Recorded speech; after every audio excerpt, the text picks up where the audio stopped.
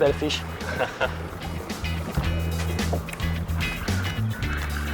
Take your time.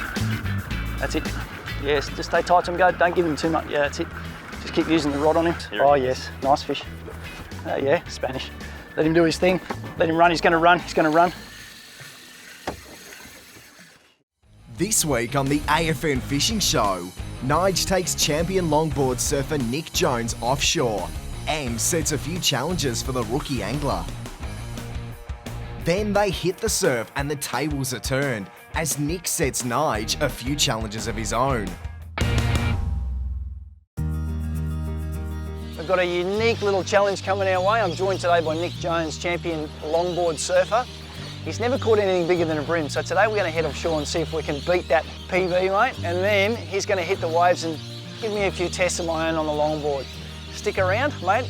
We're fishing first, so put the board away. Let's hit the water, I reckon. It's going to be interesting. When I got invited on this fishing challenge, I was a little bit nervous. I'd never really been fishing before. The extent of my fishing was within a river off a jetty and catching bream. Now we start the leg of our fishing adventure, and the goal today is for us to catch Nic a 90+ centimetre mackerel and see how his gaffing skills go at the same time. We're on some Queensland mackerel grounds. Brisbane's about an hour's boat ride that way. You pumped, mate? Because I'm hoping your arms are going to get a workout. I'm pretty nervous, to be honest. I've never gaffed a fish before, so it's going to be interesting. We're like nervous. All right, mate. I reckon there's fish here. Let's find a few. Get some rods going. Process of relatively high-speed trolling is a great way to go around finding fish and catching them, particularly if you're new to a spot. First part of it is obviously finding out the type of lures that are going to produce bites. So you want to pick lures that are going to swim at the speeds you want to troll. So find ones that are well programmed to trolling in that 5 to 10 knot category.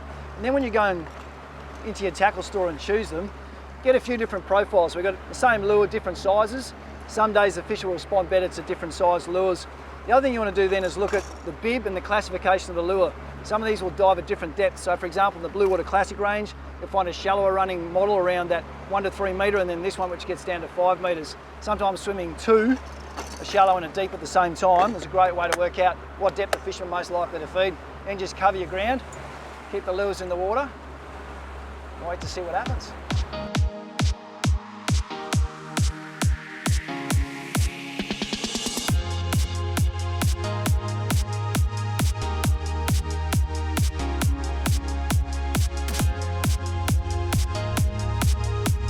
Oh, yes, yes, yes. Get that one, get that one, get that one. Woo! Well done. Let him do his thing. Big school of fish came through on the sounder there. And we kind of had to hook one, Nic. Kinda. Pump and wind. Keep going. Go a bit harder on him. Keep up with him. Just keep lots of bend in the rod. Oh, good job. It's always exciting when you see that big pack of fish on the sounder and you turn around and bang, one goes down. It's not an overly massive fish. Hit it pretty hard. Such a pretty fish and obviously very aggressive. You can see there's a big 200mm lure. And in a pack though, they're just like the mackerel, very competitive. And it's what you want to see when you're trolling. You want to start seeing packs of fish because they'll fight each other for a well-presented lure. A pretty fish, a fast fish. See if we can go and catch that 90 for you now, mate.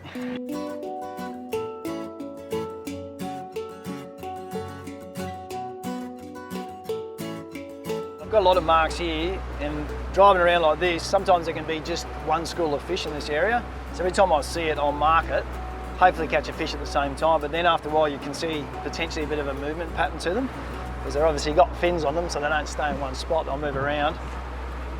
And that does help. Obviously, a technique like this, where we're moving around with lures, gives us a chance to search some ground. We'll start finding where bait's holding more often than not, and also potentially where these schools are moving on a certain tide. So it does start to show you a bit of a pattern after a while, and if you can work it out, yeah, you can cash in. Because there's only Nic and I on the boat today, we're opting to just troll with 2 outfits. Obviously we're trolling for schooling fish, so if you go across a school, pretty much every lure in the water can get eaten, and it makes a bit of chaos when you've got 3 and 4 rods out there. It's a simple spread. I've got this one sitting 15 to 20 metres behind the boat, trying to get those fish to come closer to the wash. And on the other side, I've got a lure sitting way back around 40 to 50 metres. It does a couple of things. It lets me cover fish at different areas of the wash. And also when I turn, the lines will turn across themselves and the lures won't come together and cause tangles. So it's a really efficient way to fish, particularly if you're trolling fast.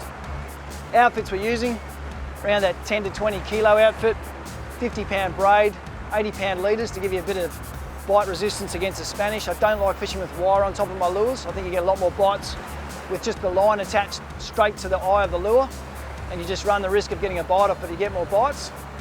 I'll take those odds. The thought of catching a 90 centimetre fish is a little bit ridiculous, I think. But it's definitely a challenge, so that's what it's for.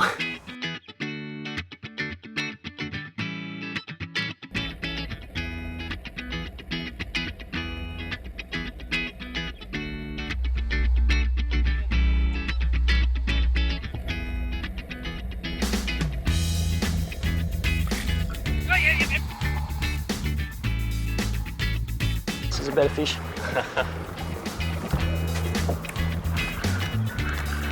Take your time. That's it. Yes, just stay tight to him, go. Don't give him too much. Yeah, that's it. Just keep using the rod on him.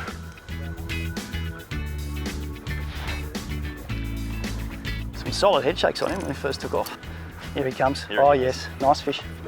Yeah, Spanish. Let him do his thing. Let him run. He's going to run. He's going to run. Yes. Oh, it fell off. Hurts a little bit, that one. That was a fairly solid Spanish. The joys of fishing, mate.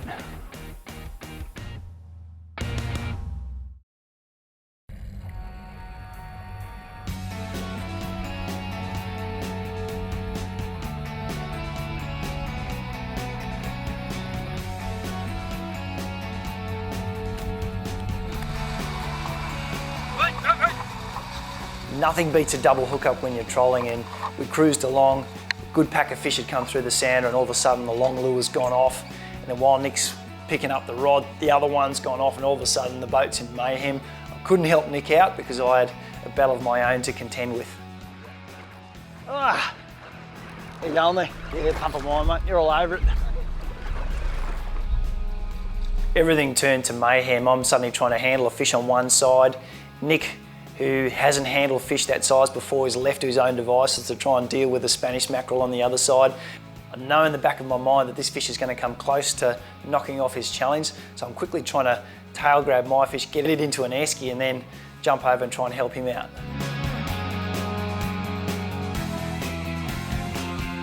The moment of truth arrives. We put the fish on the measure and it hits the 95 centimetre mark, and then Nick gets that big surfer's goofy grin. He's achieved a personal best and he's ticked off one of the challenges I've given him. Now he's just got to start worrying about how he's going to go gaffing a fish.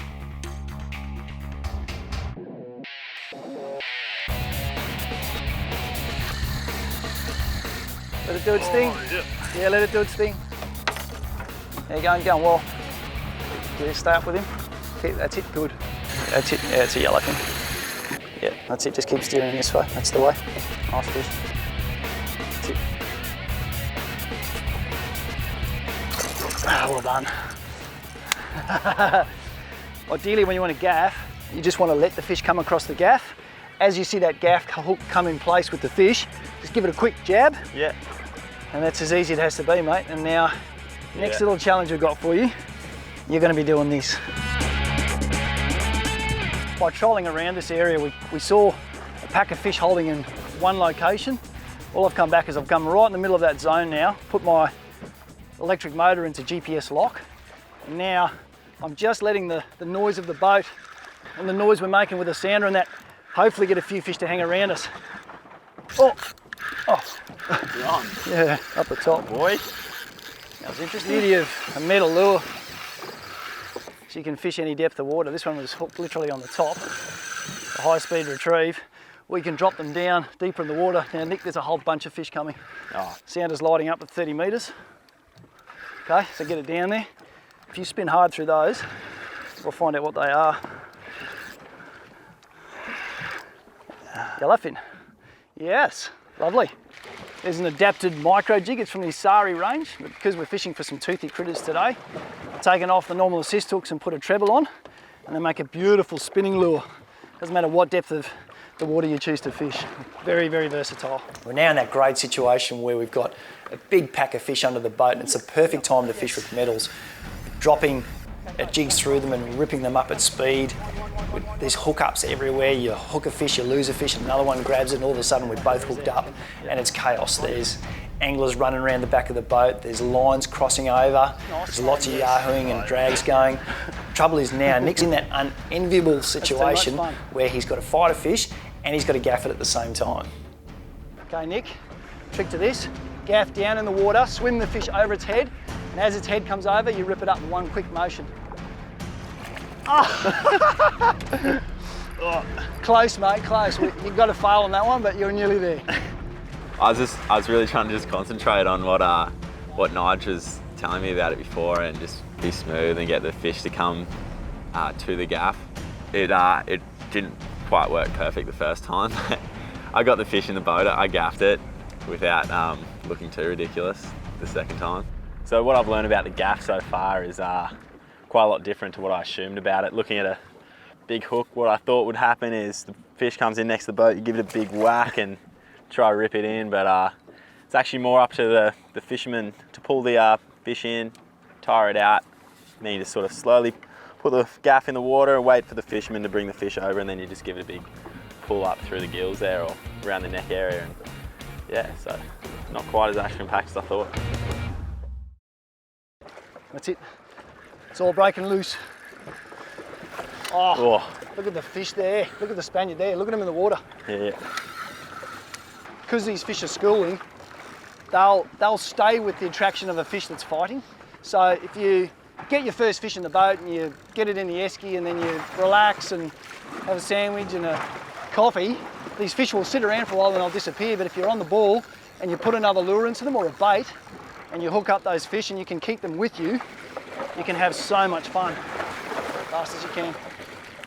Yes! Let him go, let him go. He's going to run now. How's that? Oh. That's you're hanging 10. That's pretty cool.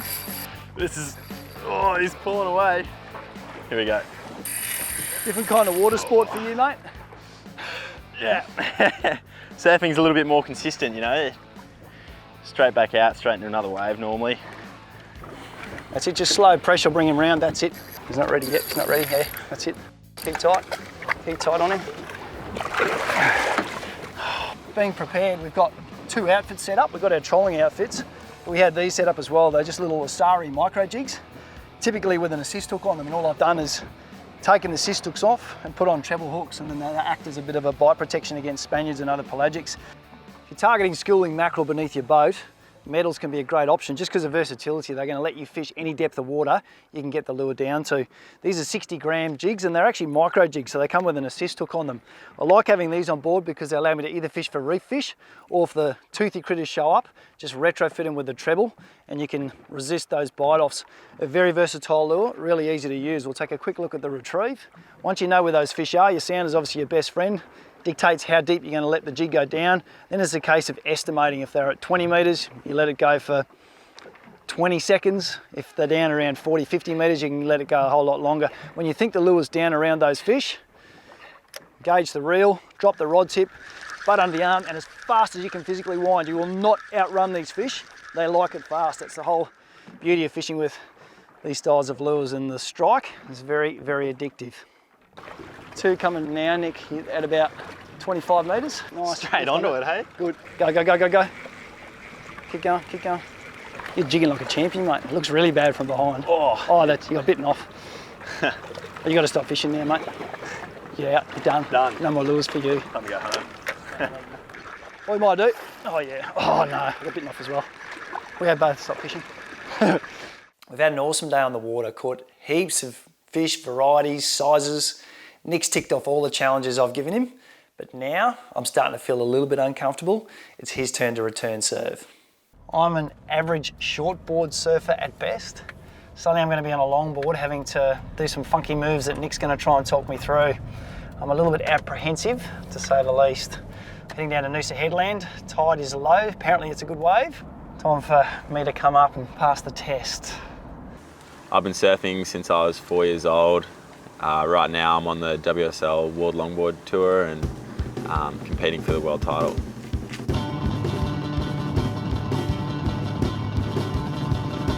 And this is it.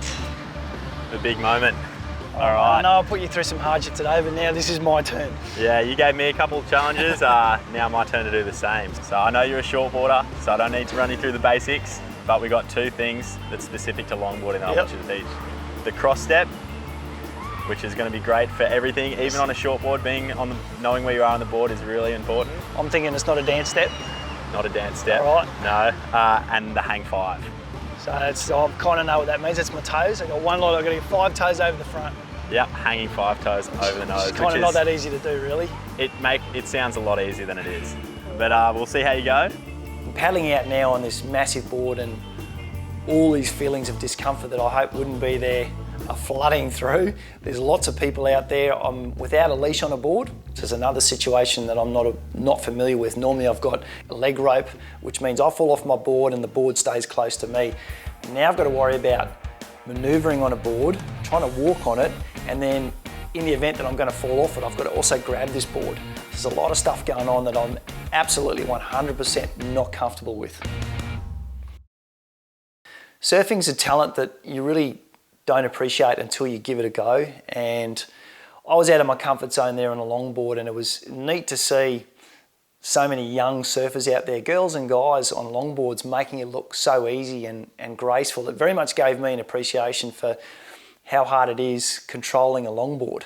Also good out there to see that I wasn't alone in the shortboarder stakes. There's a few young groms coming through, absolutely carving up the waves and making surfing look so very easy, which it definitely isn't. The hard thing about the surf challenge is definitely going to be the nose riding aspect. And in such, getting Nige to stay on the right part of the board through the right part of the wave, I mean, it's really crucial on a longboard. There's a few things in my favour in this surf session. Nick's gone way to the top edge of the point, so he's got ahead of the other surfers. And what he's doing is he's setting up the wave for me. There is an etiquette in surfing which says if someone's on a wave, you don't jump on the outside of them. It's their right of way. If you want to catch a wave, you have to be on the inside. So Nick's gone to the inside, which means once he's on a wave, he's going to call me in, which means I can then paddle on, and at the same time, he's going to coach me through this wave. Nick's got onto the first reasonable waves, we've jumped in, and I was going pretty well, in my mind anyway. I've managed to turn this board, I've got along the wave. The moment I had to cross step, it all fell apart.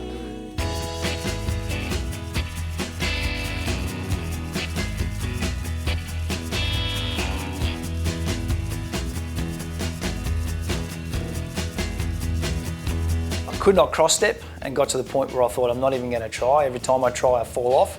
So I'm just going to continue this ugly crabbing style of mine, just trying to at least creep my toes towards the front of the board and get them to hang 5. And I think I've come very close. I don't know, the TV ref might be out, the jury might be out, but I'm pretty sure at one stage I felt a bit of spray coming off those toes, and regardless, I felt like I was hanging 5. Nige went really well. I mean, he'd done a bit of surfing, shortboarding beforehand, so I didn't really have to teach him the basics as such. We could just jump right into the nose riding and the sort of the specifics of longboarding. But I was able to catch the wave and get him to take off in front of me and coach him from behind. So it was good. He got there in the end, sort of. I mean, had an interesting style, but he got it, he did it. There you go, Don Johnson. Mate, I promised you sashimi on the beach. I reckon I'll go one better. I've got a mate on the strip. He's actually showed up in a fishing show with us once before. Yeah. Follow me. Something cool to show you.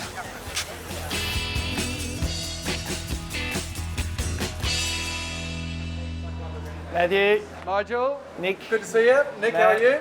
Welcome. Matthew has been on the AFN Fishing Show before. Mate, we've had a torrid day of fishing and surfing. There are some yellowfin tuna for us. I'm guessing need some beers to comp for that. That would help us out very, very much. Come and grab a seat, boys. And I'll hand this over to the chefs. We're going to do nothing now, all right? Thank you, Matthew. Pleasure, Nigel.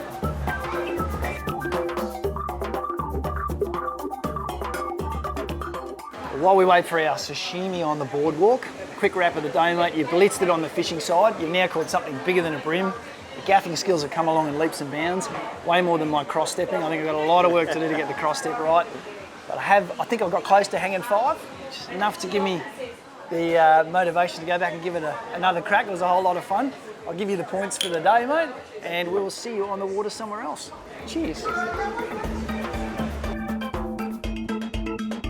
Gentlemen. About for you? Oh, wow. Far out looks, you did all right. I'm eating. Get into it. Dead set. That's the best bit of sashimi I've ever had. It's Bill Klassen here from The Fishing Show, and if you like this instructional video and want to learn more, it's simple. Go to fishingshowtv.com.au and see a whole host of additional videos.